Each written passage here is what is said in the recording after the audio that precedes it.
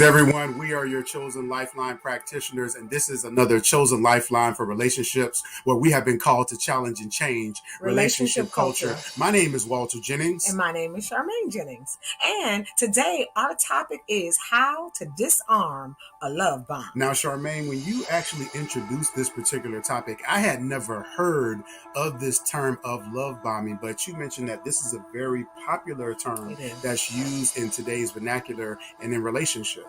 Gen Z, Generation Alpha. I mean, pretty much it is popular. A love bombing is pretty much a tactic of flooding a new partner. I mean, you're flooding them with compliments, with gifts, with false promises, and just so many things. It can be very overwhelming in the earlier stages of the relationship, even before you have decided that we're actually in a relationship.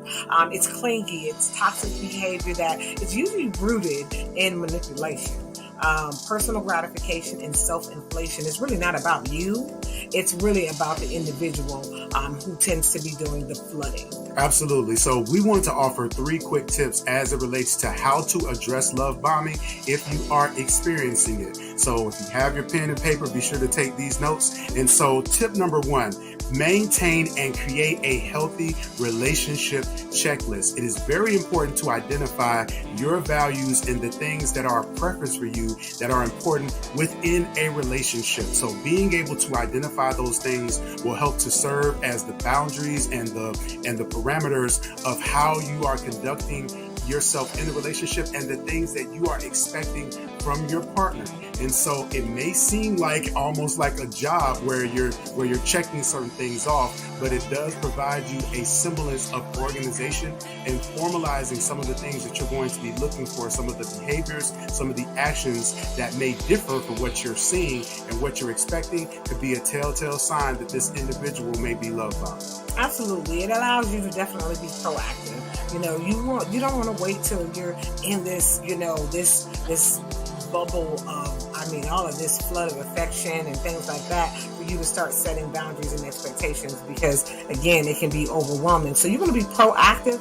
And remember, this individual is masterful at manipulation and they can kind of shape that. So the second step is to set boundaries and assert your independence. Again, this is the type of individual who will have you to shy away from your independence, shy away from going out with your friends, shying away from being with your family members and loved ones, and almost slowly wiping away your individual identity and the person who you were and the places you would go before you entered into that relationship. So set those boundaries and assert them so that you maintain a healthy sense of independence. And Charmaine, part of the reason why that's so important is because usually the individual that is love bombing does not have a strong sense of self and independence. So what they are really trying to do is to establish or to strengthen their self-esteem through their love and through you. So it's important that you remain firm and resolute in your independence and hold them accountable for actually building their individual resolve as well. All right, so tip number 3 is to make sure that you are aware of your vulnerabilities. Yes. Everyone loves to receive gifts and everyone loves to receive affection. Everyone wants to be wanted. We all want to be desired. And so we have to be careful that doesn't make us vulnerable and susceptible to love bombing, where we allow ourselves to become complicit in this manipulative behavior because of the seeming benefits that we get from them. Because if it seems too good to be true, it probably is. However, because in the short term, we may not necessarily see how it's going to impact us down the road, but we have to be careful, again, about accepting certain behavior and certain things from our partner that may ultimately lead to us becoming codependent or being in an abusive and manipulative relationship. Yes, and if you're an individual who you're an open book, be very careful. I know it's a lot easier sometimes for introverts to really keep their personal business and only release that gradually, right? But if you're an open book, you're an extrovert, extrovert and you talk to people and you're very social, be careful, because sometimes you're literally verbalizing the playbook and exactly what this individual needs to be able to, to really show up in the way that you want them to show up. And so you're like, oh my gosh, they're listening to me. They're doing what I asked them to do. This is amazing. But is it coming from a genuine place? And so you need to have a really keen sense of, is this person being genuine? And unfortunately, they can shape shift. And so you want to make sure you slow down, slow the relationship down, make that person slow down, right? Sometimes pull away from it and see how they behave. Absolutely. Make sure that you make time your ally rather than your enemy.